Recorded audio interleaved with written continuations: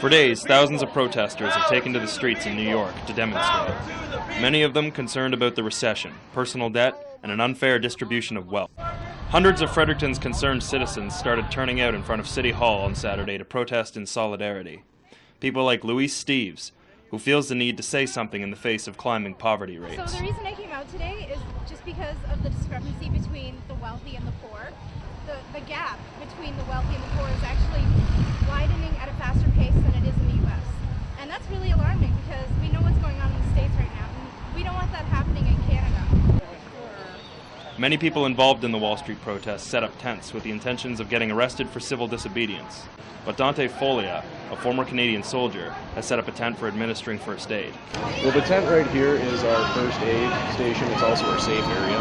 If anybody feels like they just need to get out of the crowd for a few minutes, they can come here. If some of the kids that are playing around, eventually during the day, one of them's going to fall down and scrape their knee.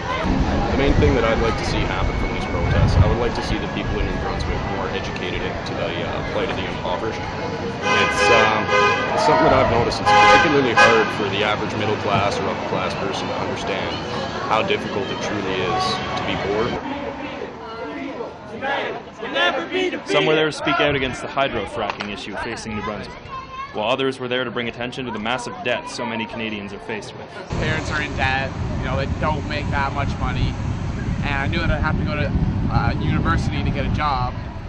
Here I'm in university, and now I'm getting in debt.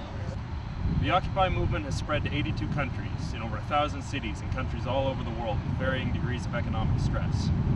The protesters in New York have ignored deadlines to pack up and leave, and many are being arrested for their demonstrations, peaceful or otherwise.